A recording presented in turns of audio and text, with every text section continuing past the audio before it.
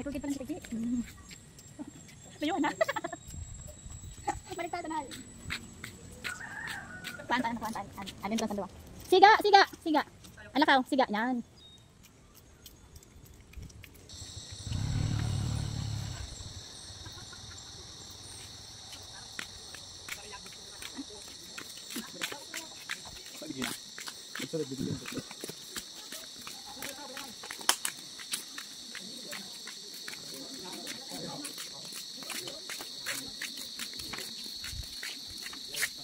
Video kita. Halo.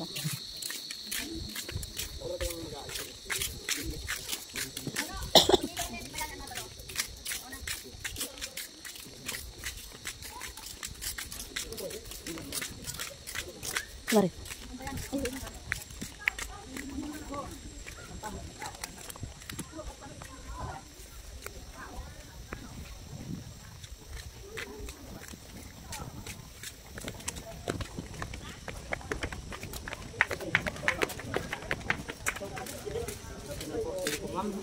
Ako nga pala po si Bayan po ang mag-assist po sa tugay po.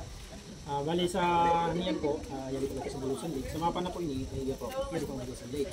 Hindi po dito. Tapos yung po na tulog na bulod na imunta po, bali sa mapa na ito, ay yan po ang una, Ginabangan Mountain. Tapos sa dito po nasarap na taas po na hulog, Sharpit Mountain. Tapos yung po nasa likod lang, ay yan po si Kalapak Mountain. Nasa likod po niya ang Bulusan Pilipino, kaya dito po na Bulusan Lake. Laharangan po sila Kalapak Mountain. Pero si Bulusan Pilipino po ng gihapon po ang pinakaatas po sa Bulusan. Kaya siya po ay may taas na nasa 1,565 meters above sea level. Nagpanggawa po yung si Sharpit Mountain, may taas na po nasa 1,200 meters above sea level. Tapos ang panggawa po na Lake, yung Aging Lake po, ang taas na po siya nasa 920 meters above sea level. Tapos siya naman po nasa 335 meters above sea level.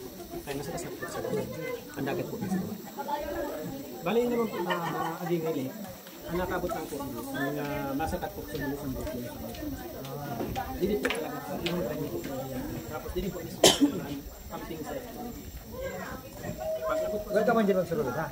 Ako, pagka ano lang po, normal ang bulking. Pagka sentral. Saniyan po kay nagsunod po kami sa minor traction. Kaya kansilado po kayo pag-sulod, bawal. Dirty naman po. Bali, dili naman po talaga sa Bulusan. Pwede lang po. Bali, yun naman po na Bulusan.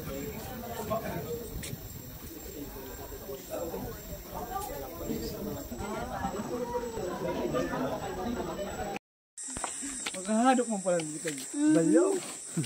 Sino ko nakainom kasi na buti ng Alfonso? What na yun? Gusto ko ka doon. Natasin din sa luyo. Halaba dyan dito. Oh, wow.